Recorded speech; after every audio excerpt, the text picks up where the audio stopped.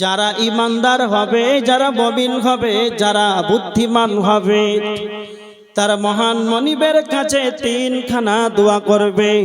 বলবে রব্বানা আতিনা ফিদ দুনিয়া হাসানা ওয়া ফিল আখিরাতি হাসানা ওয়া কিনা আযাবান নার।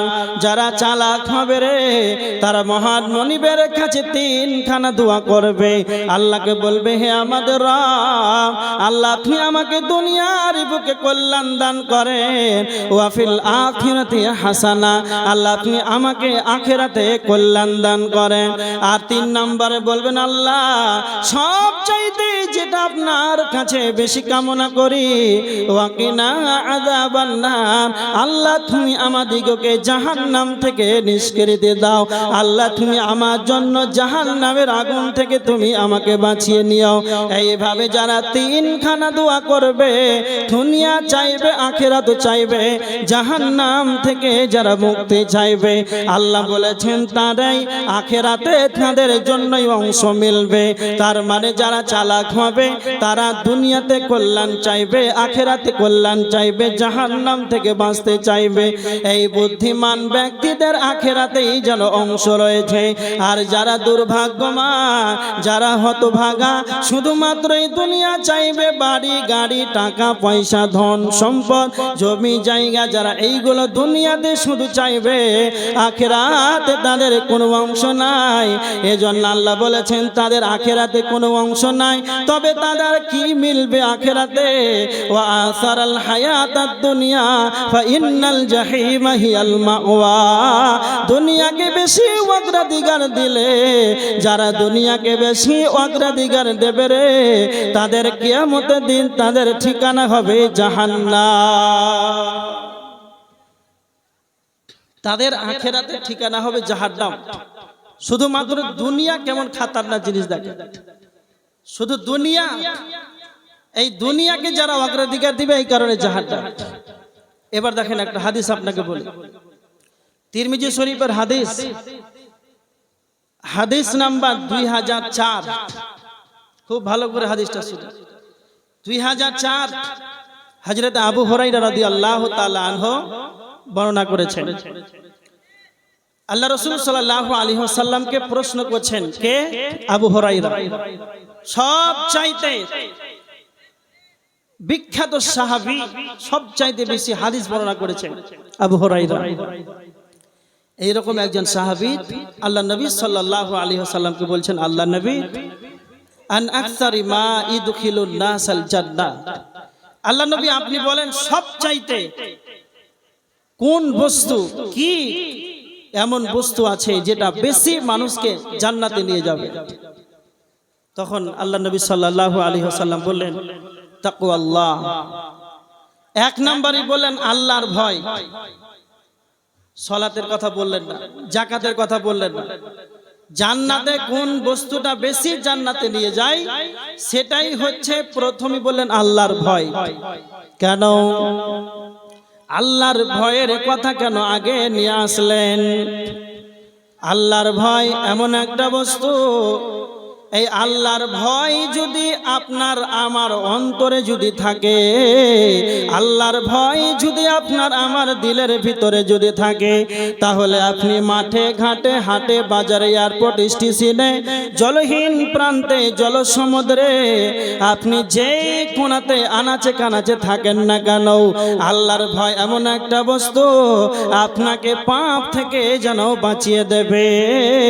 আর যতক্ষণ আপনার ভিতরে আল্লাহর ভয় না থাকবে, ততক্ষণ পর্যন্ত আপনি পাপ থেকে বাঁচতে পারবেন না। এই কারণে বিশ্বনবী বলেছে, লা ইয়ালিজুন নার রাজুলুন বাকা মিন খাশিয়াতিল্লাহ। সেই ব্যক্তি জাহান্নামের আগুন স্পর্শ করবে না, সেই ব্যক্তি জাহান্নামে যাবে না যে ব্যক্তি আল্লাহর ভয়ে চোখের পানিতে কাঁদবে, যে ব্যক্তি আল্লাহর ভয়ে চোখের পানি বের হবে। হাত্তা ইয়াউদাল লাবানু ফি যারঈ। বিশ্বনবী বলেছেন যেমন করে গাভীর বার থেকে দুধ দহন করা হয়, যেমন করে গাভীর বার থেকে দুধ দহন করা হয়, অনুরূপ যেমন গাভীর বার থেকে দুধ বের করার পর পুনরায় আবার দুধটাকে ঢুকানো যাবে না, এটা যেন অসম্ভব। অনুরূপ বিশ্বনবী বলেছেন যেই ব্যক্তি আল্লাহর ভয়ে কাঁদবে সেই ব্যক্তি জাহান্নামে যাবে না, এটাও যেন তার জন্য অসম্ভব, সেই ব্যক্তি জান্নাতে যাবে। এর জন্য বিশ্বনবী বলেছেন আল্লাহর ভয় এটা বেশি মানুষকে জান্নাতে নিয়ে যাবে। আর একটি কথা, 2 নম্বরে আল্লাহ রাসূল সাল্লাল্লাহু আলাইহি ওয়াসাল্লাম বলেছেন আহসানুহুম খুলুকা, চরিত্র, সুন্দর আচরণ, ভালো চরিত্র। খুব ভালো করে কথা শুনুন, সবচাইতে বেশি জান্নাতে নিয়ে যায় কি না, তো উত্তম আচরণ, সুন্দর, এই উত্তম চরিত্র বেশি মানুষকে জান্নাতে নিয়ে যাবে। তাহলে একটু ভাবেন তো, একটু চিন্তা ভাবনা করেন যে আল্লাহ নবী সালাতের কথা বললেন না, যাকাতের কথা বললেন না, হজের কথা বললেন না, আগে একবারেই চরিত্রটাকে আগে ধরলেন কেন? কেন চরিত্রটাকে ধরলেন? কেন? একটু শুধু আমার দিকে খেয়াল করেন। চরিত্র এমন একটা বস্তু, অনেক মসজিদে মুসাল্লি আছে, 5 ওয়াক্তের মুসাল্লি, 5 ওয়াক্তের সালাতে আছে, এমনকি তাহাজ্জুদ আদায় করে, সালাত আদায় করে, ওর কপালে ঘরটা পড়ে আছে, ভালো মুসাল্লি, কিন্তু কথা হলো ওর চরিত্রের কারণে মসজিদের ইমামও টিকতে পারছে না, মুসাল্লিরাও যেন কষ্ট পায়। এরকম মুসাল্লি আছে আপনাদের দিকে? ও 5 ওয়াক্তের নামাজি, কিন্তু 5 ওয়াক্তের নামাজ আদায় করতে চায় না, ও না থাকলে ভালো। এরকম প্রায় জায়গাতে দেখেছি, সালাতে দাঁড়াই তো দেখছি যে আব্দুল সাত্তার এখানে আছে, ওর চরিত্র খারাপ, তো ওর পাশে সালাত আদায় করবে না, এই মাথা থেকে ও মাথা চলে যায়। চরিত্রটা কেমন? আল্লাহ নবী সাল্লাল্লাহু আলাইহি ওয়াসাল্লাম বলেছেন কিয়ামতের দিন মিজানের পাল্লাতে যেদিন নেকি ওজন করা হবে, সেই দিন সবচাইতে বেশি ভারী হবে, সেটা হচ্ছে উত্তম চরিত্র। উত্তম চরিত্র কেমন? আনসারীদের এক ব্যক্তি আল্লাহ রাসূল সাল্লাল্লাহু আলাইহি ওয়াসাল্লামের কাছে এসে বলছেন, আল্লাহ নবী, আইয়ুল মুমিনিন আফজাল, সবচাইতে উত্তম মুমিনকে? আল্লাহ রাসূল সাল্লাল্লাহু আলাইহি ওয়াসাল্লাম বললেন যে যার চরিত্র ভালো সেই হচ্ছে উত্তম মুমিন। তার মানে সবচাইতে উত্তম মুমিন, সালাতের কথা নাই, যাকাতের কথা নাই, হজের কথা নাই, আল্লাহ নবী আগে চরিত্রের কথা বলেন, যার চরিত্র ভালো সেই হচ্ছে সবচাইতে উত্তম মুমিন। চরিত্র, এই কারণে চরিত্রের মর্যাদা অনেক গুরুত্ব দেওয়া হয়েছে। এবার দেখেন, আপনাদের শিল্পী পাড়া নাকি এটা? হ্যাঁ, ইছাখালী শিল্পী পাড়া, খুব সুন্দর নাম। এই জুমা মসজিদের উন্নতি কল্পে আজকের এই সভা, আপনারা বলেন এটা উন্নতি কল্পে না অবনতি কল্পে আজকে জলসা? উন্নতি কল্পে আজকের জলসা না অবনতি কল্পে? কি বলছেন আপনারা? উন্নতি কল্পে। তো শুধু বসে যদি পকেটে হাত না ভরেন তাহলে উন্নত হবে? হ্যাঁ, সব চাইতে উত্তম মুমিনের কথা শুনলে। আপনাদেরকে একটা কথা বলি, আপনারা বাইকের ড্রাইভার কারা কারা আছেন? ড্রাইভার, রাস্তায় কথা বলেন। বাইকের ড্রাইভার কারা আছেন একটু হাত তোলেন না। বাইক চালাতে জানেন? হ্যাঁ, মাশাআল্লাহ, প্রায় জানেন। ঈদের বাজারে যে বাইক চলছে না, খুব সুন্দর লাগছে। এই বাইকটা যখন আপনি এখান থেকে ছাড়বেন, তো আপনার বাইক যখন স্টার্ট দিবেন না, তার আগে কয়ে থাকবে গাড়ি? নিউট্রাল থাকবে না থাকবে না? থাকবে। স্টার্ট দিলেন, তারপরে একে লাগালেন, আস্তে আস্তে গাড়ি ছাড়লেন, হ্যাঁ, আর যেতে যেতে যেতে 2 3 ভালো রাস্তায় চলে গেলেন, একবারে বটতলা দিয়ে পণ্ডিতপুর হয়ে একবারে লালগোলা টানবেন। এবার তো রাস্তা ভালো, গাড়ি কয় হবে? 5। আর যেতে যেতে যেতে একবারে পণ্ডিতপুরে একবারে 3 মোহনীতে একবারে বিশাল বড় একটা বাম্পার, গাড়ি কয় হবে? কই ড্রাইভার কোথায়? কয় হবে? একে? একে দুইয়ে যাই হোক। আচ্ছা আপনারা বলেন, এই যে গাড়ির গতি চলছিল কম হলো, গিয়ার পরিবর্তন হলো, আচ্ছা এই যে গাড়ি গিয়ার কমাতে হবে, এটা কে বললো? গাড়ি বলে? যে গাড়ি বলে যেখানে বাম্পার আছে গিয়ারটা কমিয়ে দাও?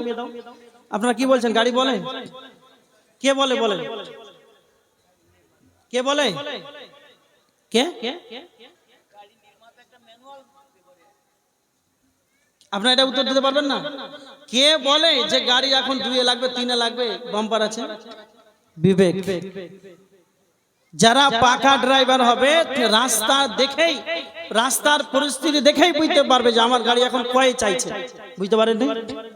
তো যারা পাকা মুমিন হবে, ইমানদার হবে, ওরা পরিস্থিতি দেখেই বুঝতে পারবে যে এখন পকেটে হাত ভরতে হবে। হ্যাঁ, ইমানদারকে বলতে হবে না যে টাকা দেন মসজিদের উন্নতি কল্পে জালসা। তাই আমার অনুরোধ, আপনারা ইমানদার খুব সুন্দরভাবে এশারের সালাত আদায় করে বসে আছেন, একজনে উঠবেন না, একজনে উঠবেন না। এটা আমার জোরালো একটা আবেদন যে আপনারা বসে থাকেন, দিবেন না দিবেন একবারে এত সুন্দর এই সময়টাই, মুহূর্তটা আপনারা সকলেই একটু মসজিদের জন্য মুক্ত হস্তে একটু দান করেন। অনেক হাদিস শুনেছেন মসজিদে দান করলে উমুক উমুক এত সওয়াব, শোনার অভাব নাই। এখন শুধু আমাদের দানটা এখন আমরা আদায় করব, এটাই আমাদের মূল। এখন আপনারা তাড়াতাড়ি একটু উঠেন, কে আছেন আল্লাহর গোলাম 10,000 টাকা দেবে, একটু তাড়াতাড়ি উঠেন। আল্লাহ নবী সাল্লাল্লাহু আলাইহি ওয়াসাল্লাম বলেছেন এই মসজিদের দান, মুসলিম শরীফের হাদিস 1414 নম্বর হাদিস, আহাব্বুল বিলাদ ওয়া আবগাদুল বিলাদ ইলাল্লাহি আসওয়াকুহা, আহাব্বুল বিলাদ ইলাল্লাহি আসওয়াকুহা। আল্লাহ নবী সাল্লাল্লাহু আলাইহি ওয়াসাল্লাম বলেছেন সবচাইতে পৃথিবীতে নোংরা জায়গা হচ্ছে বাজার, আর সবচাইতে উত্তম জায়গা, আল্লাহর পছন্দনীয় জায়গা, সেটি হচ্ছে মসজিদ। এই মসজিদে দান করবেন, সবচাইতে পবিত্র জায়গা, আল্লাহর কাছে সবচাইতে প্রিয় জায়গা। আল্লাহ নবী বলেছেন যে ব্যক্তি মসজিদে দান করবে, মসজিদ নির্মাণ করবে, এদিকে এদিকে নিয়ে আসবেন, এদিকে